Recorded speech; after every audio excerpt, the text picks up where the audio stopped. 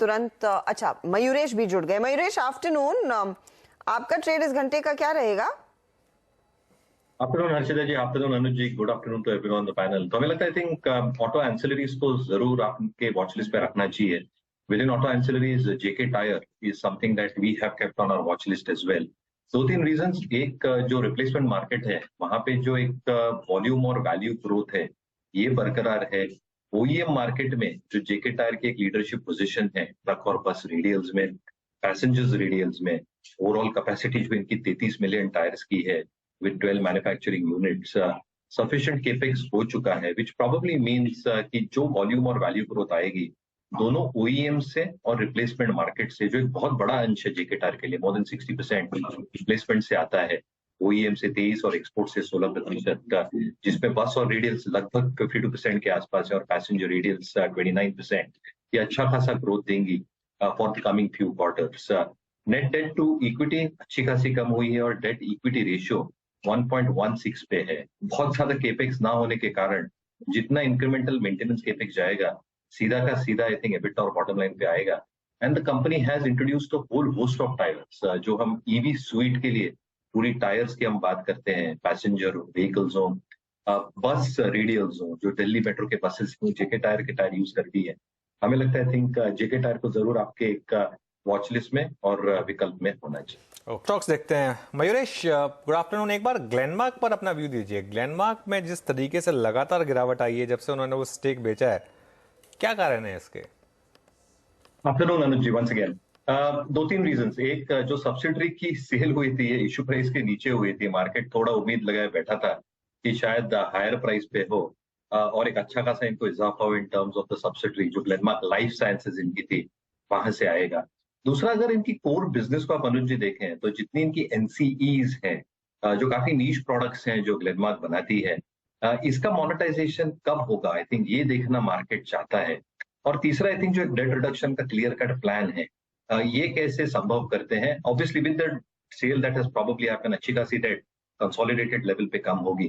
तो I think ये तीन मुख्य कारण होंगे जिससे थोड़ी मार्केट डिसअपॉइंटमेंट शायद रख रहा है। पर अब ये भी देखिए कि स्टॉक अच्छा खासा चल चुका था लास्ट 6 मंथ्स 12 मंथ्स में, और इसके वजह से आई थिंक थोड़ी मुनाफा वसूली डेफिनेटली काउंटर में आई है। Within the pharma pack Anuj ji, at मार्केट्समेंट इंडिया या विलियम ओनियल में हमें डॉक्टर रेड्डीज अभी भी पसंद आ रहे हैं। हमें लगता है I think the story still continues in terms of biosimilars, backward integration जो ये मॉलिक्यूल्स के कर रहे हैं, और ओवरऑल अर्निंग्स ग्रोथ जो अच्छी खासी हो सकती है in excess of 20% for the next few quarters. Mayuresh, Ashok Leyland पर क्या व्यू होगा आपका? Very positive view Anuj. I think दो तीन चीजें हो रही है। एक, ऑब्वियसली जो इनका मार्केट शेयर है ये 32-33% के आसपास है as far as the MNCV, HCV और एलसीवी मार्केट इज कंसर्न। पर ये जो गैप्स प्लग कर रहे हैं, स्पेसिफिकली जो 2.5 टन के नीचे इनके पास एक भी प्रोडक्ट या प्लेटफॉर्म नहीं था, they are introducing a lot more products and platforms below that 2.5 tonne category, और इसमें एक अच्छा खासा मार्केट शेयर गेन कमा सकते हैं। दूसरा, within the 3.5 to 7 tonne category यहाँ पे भी अलग अलग प्रोडक्ट्स इंट्रोड्यूस करने की कोशिश कर रहे हैं। इनका जो प्रेजेंस ईस्ट में है ये थोड़ा कम है, तो वहां पे जो डिस्ट्रीब्यूशन डीलर टाइप्स हो रहे हैं, that will significantly increase their fleet size as these platform stroke product gets plugged. Last but not the least, अगर आप बैलेंस शीट देखें तो balance sheet is relatively stronger as we speak. जो नए orders मिल रहे हैं, जो काफी स्टेट गवर्नमेंट्स के साथ ये मिलके काम कर रहे हैं, जो यूपी गवर्नमेंट के साथ एक बड़ी केपेक्स करके एक स्थापना करेंगी वहां पे, यहाँ पे एक अच्छा खासा एक रुझान होगा इन terms of volume and value growth. और इसलिए हमें लगता है I think with the kind of numbers that this company can produce going forward, volume growth के साथ साथ जो एक अच्छी वैल्यू ग्रोथ भी आएगी, ये बॉटम लाइन को सहारा देगी and balance sheet remain extremely strong. तो हम काफी ऑप्टिमिस्टिक रहेंगे अशोक। सुरेश, कल हम पढ़ भी रहे थे इनफैक्ट आज सुबह में कि बड़े बड़े निवेशक जो डेल्टा कॉर्प पर काफी बुलिश थे वो अब एग्जिट करने लगे हैं। ये सिलसिला क्या जारी रहेगा इस सिचुएशन में, और रिटेल निवेशकों को क्या फिर प्रणाम करना चाहिए, निकले भागे स्टॉक से दूर? क्योंकि हर्षिता जी, ओवरहैंग तो रहने वाला ही है। अभी क्या जजमेंट निकल के आती है फ्रॉम द कोर्ट और regulator perspective is going to be extremely important. दूसरी चीज जी, पूरी जो आई थिंक एक प्रक्रिया है, और जैसे अनुज जी भी राइटफुली कह रहे थे, there has to be a definite solution to this. आप कितना रेट्रोस्पेक्टिव जा सकते हो, कितना टैक्स लेवाई कर सकते हो, कितनी आगे भुगतान देनी पड़ेगी, in terms of under protest also the tax that you pay. इसका एक बहुत बड़ा असर पड़ेगा आप if the judgment probably comes after a few years on all these issues at hand. अगर 2 तिमाहियों बाद या 3 तिमाहियों बाद भी आता है तो आई थिंक एक पूरी बैलेंस शीट की जो एक डिस्ट्रक्शन होती है that probably continues in real earnest. तो मुझे लगता है कि ये सारे रेगुलेटरी ओवरहैंग की वजह से retail should probably stay away from the stock. Mayuresh बताइए मिड कैप फंडा। तो प्रीमियम वॉचेस में से Ethos is something we are liking at markets with India Archita ji. 2-3 वजह, एक जो प्रीमियम वॉचेस का मार्केट है ये अच्छा खासा ग्रो हो रहा है ग्लोबली भी और इंडियन कॉन्टेक्स्ट में भी। लास्ट ईयर इथॉस के जो प्रीमियम और हाई सेगमेंट वॉचेस थे वो लगभग 67% ऑफ सेल्स थे with an average selling price of 1,57,000 rupees. पहले तिमाही में ये परसेंटेज 1% बढ़ा है 67-68 odd percent with an average selling price of 1,79,000 odd rupees. दूसरा देखिए 40 एक्सक्लूसिव ब्रांड्स इनके पास है, काफी नए ब्रांड्स इनके पास आ रहे हैं विद एन एक्सक्लूसिविटी और 60 स्टोर्स के जो इनकी एक आउटलेट चेन है ये और भी ग्रो होगी in the coming few quarters. जहां तक मार्केट साइज का सवाल रहा है, risk watches account for 80% Indian watch market context में और इसकी वैल्यू लगभग 20,000 करोड़ के आसपास है जो 18 से 20% के रेट पे ग्रो होगी अगले 3 से 4 वर्षों में। टारगेट ऑडियंस जो महत्वपूर्ण रहता है वॉचेस के लिए 6,800 अल्ट्रा HNI इंडिविजुअल्स थे जो 11,500 हो सकते हैं अगले 3 से 4 वर्षों में, जो एक काफी अच्छा विकल्प होता है ये वॉचेस और वॉच मेकर्स के लिए। Last but not the least EBITDA margins है इथॉस के लिए बिटवीन 16 and 18% मेंटेन होने की पूरी क्षमता है और अगर वॉचेस जो प्रीमियम वॉचेस 20% की ग्रो होगी because of the exclusivity that ethos has, मुझे लगता है I think for the watch industry this can grow even at 25-30 odd percent. तो इथॉस हमें काफी पसंद आ रहा है, 18 से 20% की अपसाइड हम देख रहे हैं। 1650 का stop loss, clear disclaimer, stock research know through clients के पास गई है, मेरी पर्सनली होल्डिंग स्टॉक में बिल्कुल। अच्छा, आप कह रहे हैं पर्सनली आप स्टॉक नहीं होल्ड करते, लेकिन क्या महंगी घड़ी खरीदी है यहाँ से? नहीं अर्चिता जी, मैं घड़ी नहीं पहनती। तो ये फिर गणित कैसे बिठाया है, चैनल चेक कैसे लिया जब आपने उसमें कुछ पैसा ही नहीं लगाया?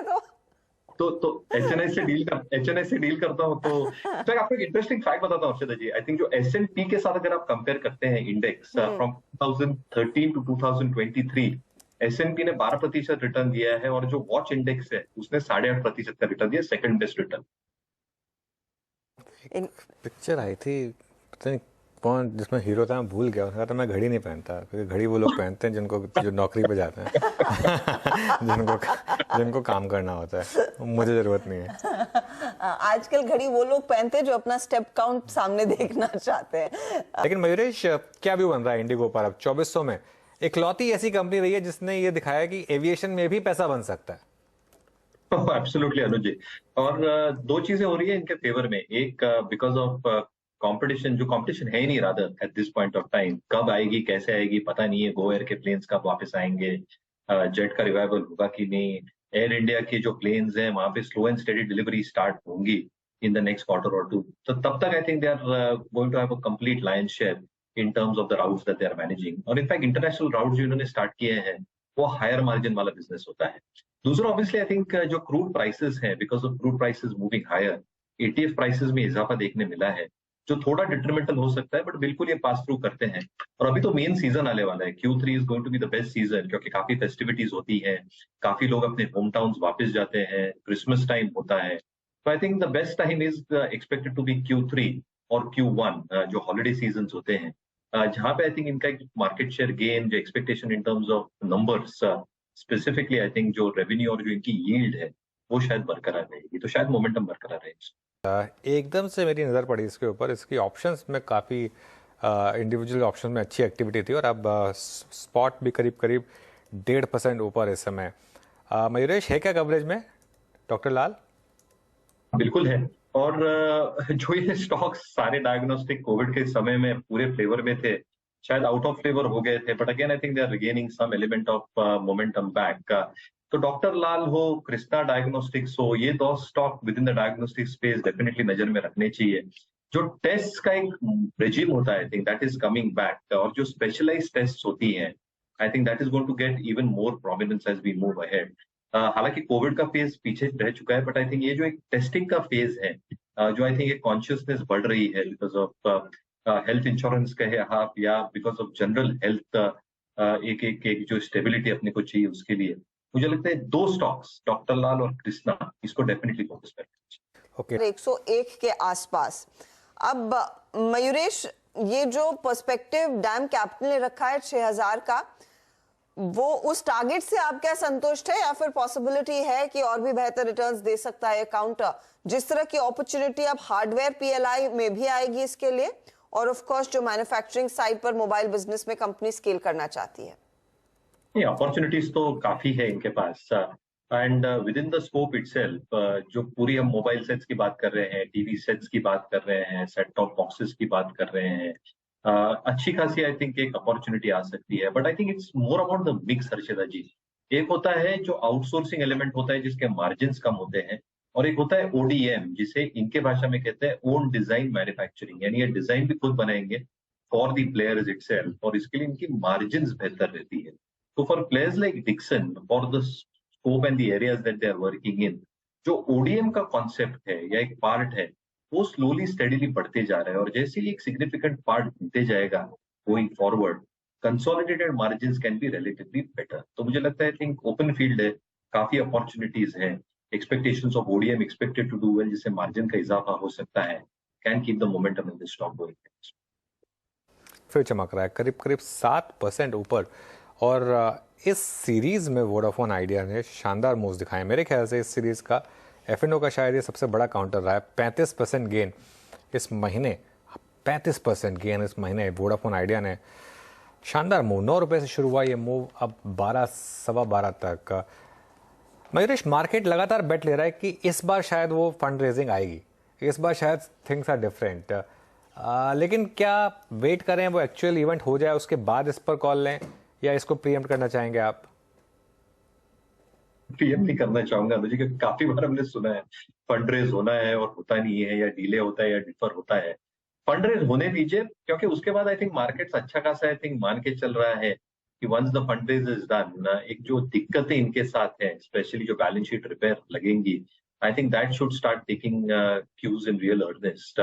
और दूसरा I think fund raise is really needed, क्योंकि ये जो खुद वीड आउट कर रहे हैं कस्टमर्स हम अपने 2G प्लेटफॉर्म के ऊपर, और जो कॉम्पिटिटर्स 2G से 4G ट्रांजिशन लेके कर रहे हैं because of the areas, the circles that they probably having, they are probably losing customers at a far greater pace, और बहुत सिलेक्टिव सर्कल्स में इनका ऑपरेशन अभी एग्जिस्टिंग है, जो एक अच्छा खासा स्केल पे चल रहा है। तो मुझे लगता है with the fund raise at least existing operations can get consolidated. तो फंड रेज की राह देखेंगे, कब आता है, कैसे आता है, क्या प्रोपोर्शन में आता है, और उसके बाद ही कॉल लें। बट उसकी जो एंसिलरी प्ले अनुज जी जो आप डिस्कस कर रहे थे at the beginning of the show, Indus stars, इस पे जरूर फोकस देना चाहिए, क्योंकि अगर फंड रेज हुआ तो जो स्टेबिलिटी रहती है इंडस स्टार्स के ऑपरेशन में, टेनेंसी को लेके, वोडाफोन से, भारतीय एयरटेल से लेके, ये स्टेबिलिटी बरकरार रहती है, और बैलेंस शीट तो अच्छी है ही। तो फंड रेज आई थिंक जो एक एडिशनल तड़का मिल सकता है वो शायद इंडस स्टार को ज्यादा मिल सकता है।